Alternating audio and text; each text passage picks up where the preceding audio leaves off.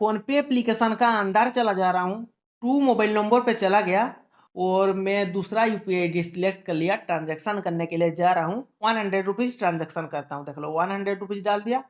पे में क्लिक करके मैं पिन दे देता हूँ, पिन डाल दिया हूँ और देख लो मैं बोल रहा हूँ 100% फेल्ड हो जाएगा। ओके में क्लिक किया, फेल्ड हो जाएगा, नहीं तो कैंसिल हो जाएगा, पेमेंट नहीं होगा। क्यों नहीं होगा इस बारे में बताऊंगा। देख लो फेल्ड हो चुका है, पेमेंट फेल्ड। आपका बैंक परमिशन नहीं दे रहा है, कुछ टाइम बाद आप दोबारा से सेंड कर सकते हैं। क्या वो भी आप दूसरा बैंक अकाउंट ऐड करके ट्रांजैक्शन कर सकते हैं। बैंक परमिशन नहीं दे रहा है, तो क्यों नहीं दे रहा है इस बारे में बताऊंगा। तो डन में क्लिक किया, दोबारा से मैं ट्रांजैक्शन कर रहा हूँ, 1000 रुपीज़ डाल दिया और पे में क्लिक किया, पिन डाल दिया हूँ। पिन गलत नहीं है, यूपीआई पिन मैं ठीक डाला हूँ। श्योर दोबारा से फेल्ड हो जाएगा, फेल्ड हो चुका है, पेमेंट फेल्ड। तो ऐसा बार बार क्यों हो रहा है। 1 रुपया ट्रांजेक्शन करने के लिए कोशिश कर रहा हूँ, 1 रुपया डाल दिया, पिन डाल दिया हूँ। देख लेते हैं 1 रुपया ट्रांजेक्शन होता है या नहीं। मुझे पता है फेल्ड हो जाएगा। आप भी देख लीजिए फेल्ड हो चुका है, 1 रुपया भी ट्रांजेक्शन नहीं हुआ। ट्रांजेक्शन क्यों नहीं हो रहा है इस बारे में बताऊंगा। जैसे हिस्ट्री में चला गया और यहाँ पे भी देख लो, 3 टाइम में अभी ट्रांजेक्शन किया, 100 रुपया, 1000 रुपया और 1 रुपया, तीनों फेल्ड हो चुका है। और बैंक परमिशन नहीं दे रहा है, इसलिए फेल्ड हुआ है। तो बैंक परमिशन क्यों नहीं दे रहा है इस बारे में बताएंगे। आपका सामने 3 बार ट्रांजैक्शन किया, 100 रुपया, 1000 रुपया और 1 रुपया, तीनों बार फेल्ड हो गया। और भी कुछ अमाउंट डाल के ट्रांजैक्शन करता तो भी फेल्ड हो जाता। यूपीआई आईडी का जो पिन था, पिन भी मैं ठीक डाला लेकिन फेल्ड हो गया।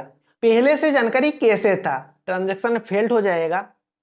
और ये वीडियो सभी के लिए है जिन लोग किसी भी यूपीआई आईडी एप्लीकेशन यूज करते हैं, सिर्फ फोन पे नहीं, फोन पे, गूगल पे, पेटीएम या कोई भी यूपीआई एप्लीकेशन यूज करते हैं। किसी भी यूपीआई एप्लीकेशन का मदद लेके आप ट्रांजैक्शन कर रहे हैं, फेल्ड हो सकता है। तो इस बारे में जानकारी होना चाहिए। ट्रांजैक्शन किया, फेल्ड हो गया क्योंकि बैंक परमिशन नहीं दे रहा है।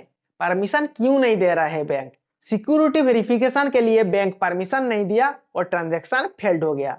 आपको पता होना चाहिए, आप यूपीआई में ट्रांजैक्शन कर रहे हो, आपका यूपीआई ट्रांजैक्शन करने के टाइम यूपीआई बैंक को एसएमएस भेजता है, जो आउटगोइंग एसएमएस होता है।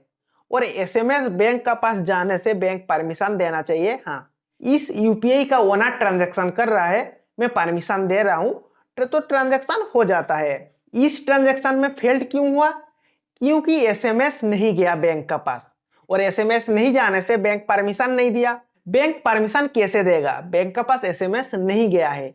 वो भी आता है एसएमएस क्यों नहीं गया।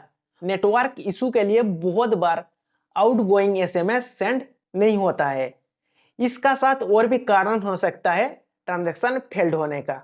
आप यूपीआई से ट्रांजैक्शन कर रहे हो लेकिन पैसा आपका बैंक से जाएगा। बैंक सर्वर में मेंटेनेंस के लिए भी बहुत बार ऐसा इशू देखने के लिए मिला है, ट्रांजैक्शन फेल्ड हो जाता है। आगे आ जाता है, आप जो भी यूपीआई एप्लीकेशन यूज कर रहे हो, उस यूपीआई एप्लीकेशन में शायद मेंटेनेंस चल रहा होगा, इसलिए भी फेल्ड हो जाता है। लेकिन वहां पे कुछ अलग लिखा हुआ आता है, जैसे बैंक परमिशन नहीं दे रहा है ऐसा लिखा हुआ नहीं आएगा, कुछ अलग लिखा हुआ आएगा। इसका साथ और भी फोन का सेटिंग के लिए भी ऐसा होता है।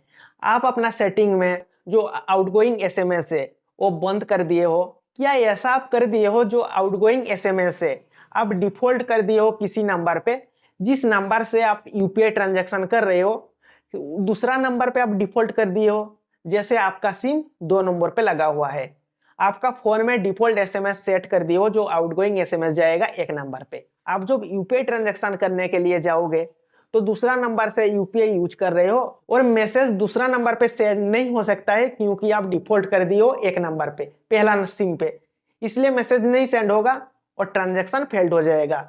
बैंक परमिशन नहीं देगा क्योंकि बैंक का पास एसएमएस नहीं गया है। आप अपना फोन में डिफॉल्ट नहीं करना है, दोनों एसएमएस चालू रहना चाहिए। जब 1 नंबर यूज करोगे 1 नंबर से एसएमएस जाएगा, जब दूसरा नंबर पे यूज कर रहे हो दूसरा नंबर पे एसएमएस जाएगा। क्योंकि मेरा दोनों नंबर पे यूपीआई एप्लीकेशन है, मैं जब जिस नंबर पे ट्रांजैक्शन करता हूं उस नंबर से एसएमएस जाता है और मेरा ट्रांजैक्शन कंप्लीट हो जाता है, सक्सेस हो जाता है ट्रांजैक्शन।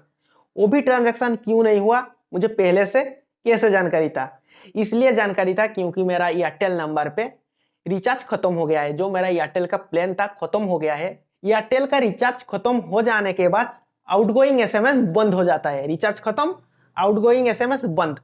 और जैसे आउटगोइंग एसएमएस बंद हो जाएगा, आप ट्रांजैक्शन करने के लिए जाओगे, रिचार्ज खत्म हो चुका है, आपका नंबर एसएमएस नहीं भेज सकता है, इसलिए ट्रांजैक्शन मेरा फेल्ड हो गया। वो भी आता है, क्या जियो सिम में भी रिचार्ज खत्म हो जाने से ट्रांजैक्शन नहीं होता है? ऐसा नहीं है। जियो सिम में रिचार्ज खत्म हो जाने के बाद भी कुछ टाइम के लिए, क्या कुछ दिन के लिए आउटगोइंग एसएमएस चालू रहता है। इसलिए जियो सिम में रिचार्ज खत्म हो जाने के बाद भी ट्रांजैक्शन होता है, क्योंकि मेरे पास दोनों सिम है, जियो का भी है और एयरटेल का भी है। यूपीआई ट्रांजैक्शन करने के लिए आउटगोइंग एसएमएस बहुत बड़ा पॉइंट है। वो भी आता है सिर्फ, क्या आउटगोइंग एसएमएस के लिए प्रॉब्लम होता है जो ट्रांजैक्शन फेल्ड होता है यूपीआई ट्रांजैक्शन बहुत बार? ऐसा नहीं है, लेकिन ज्यादातर एसएमएस के लिए प्रॉब्लम होता है, ट्रांजैक्शन फेल्ड हो जाता है। वो भी आता है, आप ठीक कैसे करेंगे ट्रांजैक्शन फेल्ड हो रहा है? जैसे नेटवर्क का पॉइंट बता दिया, लो नेटवर्क, क्या नेटवर्क के लिए फेल्ड हो रहा है ट्रांजैक्शन, एरोप्लेन मोड ऑफ करके ऑन कर दो, क्या अपना डिवाइस को, मोबाइल को पावर ऑफ करके ऑन कर दो, तो नेटवर्क थोड़ा बहुत सही ठीक आ जाएगा, तो ट्रांजैक्शन होना स्टार्ट हो जाएगा। सेटिंग के लिए कुछ प्रॉब्लम हो रहा है, तो यूपीआई का सेटिंग ओपन कर सकते हो। क्या डाटा क्लियर कर रहे हो, क्या अनस्टॉल करके दोबारा से रजिस्टर कर रहे हो, ये तो ठीक हो जाता है, तो आप ट्रांजैक्शन कर सकते हो। तीसरा जो वजह है ट्रांजैक्शन फेल्ड होने के लिए, जो सर्वर में कुछ मेंटेनेंस चल रहा है यूपीआई का, क्या बैंक अकाउंट का, तो भी फेल्ड हो जाता है। आपका हाथ में नहीं है, मेंटेनेंस खत्म हो जाने से ठीक हो जाएगा, आप ट्रांजैक्शन कर सकते हो। और जो मैं आपको बता दिया, रिचार्ज के लिए भी होता है, जैसे एयरटेल में एसएमएस का प्रॉब्लम हो रहा है, क्या जियो में तो एसएमएस चालू रहता है कुछ टाइम के लिए, लेकिन जियो में भी कुछ टाइम के बाद शायद आपका बंद हो गया, तो भी ट्रांजैक्शन नहीं कर सकते हो। ये आपका हाथ में है, रिचार्ज कर दो। रिचार्ज करने के बाद आप देख लेना, जो प्लान आपने रिचार्ज किए हैं, आउटगोइंग एसएमएस दिन में कितना है। आउटगोइंग एसएमएस बंद हो जाएगा तो यूपीआई ट्रांजैक्शन नहीं होगा। और भी कुछ जानकारी चाहिए कमेंट में पूछ लेना। वो भी फिलहाल लाइक कर लीजिए, आगे मिलेंगे।